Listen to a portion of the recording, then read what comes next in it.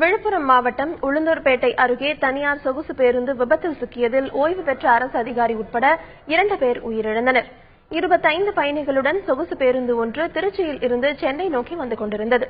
விழுப்புரம் மாவட்டம் உளுந்தூர்பேட்டையை அடுத்த எரஞ்சி மணிமுத்தாறு மேம்பாலத்தின் மீது பேருந்து வந்தபோது எதிர்பாராத விதமாக கட்டுப்பாட்டை இழந்து தடுப்பு சுவரில் மோதி விபத்துக்குள்ளானது. இந்த விபத்தில் புதுக்கோட்டையை சேர்ந்த ஓய்வு பெற்ற அரசு அதிகாரி கோபாலன், காரைக்குடியை சேர்ந்த நிசாமுஹைதீன் என்பவரும் சம்பவ இடத்திலேயே உயிரிழந்தனர். காயமடைந்த 5 பயணிகள் உளுந்தூர்பேட்டை அரசு மருத்துவமனையில் சிகிச்சை பெற்று வருகின்றனர். உயிரிழந்த நிஜாமுஹைதீன் திமுக சார்பில் தேர்தலில் போட்டியில் விருப்ப மனு தாக்கல் செய்து நேர்காணலில் பங்கேற்க வந்தவர் என்பது தெரியவந்துள்ளது.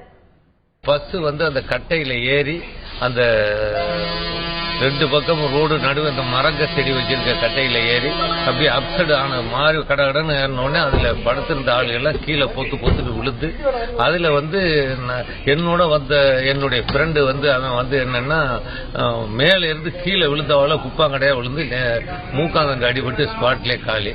அதே மாதிரி இவர் டிஆர்ஓ என்னன்னா அந்த கம்பியில அடிபட்டு அவருக்கு அப்படியே மூக்காந்தட்டில் அடிபட்டு அவரு ஸ்பாட்லேயே காலி. நான் யூரின் போய் வந்தது ஏறினதுனால நான் கம்பியை பிடிச்சிக்கிட்டேன், இல்லைன்னா நானும் அடிபட்டு ஸ்பாட்ல காலியாக வேண்டிய ஆளு. ஆமா, பஸ் அவர் டிரைவருடைய தூக்கம் கோளாறா என்னங்கிறது தெரியல.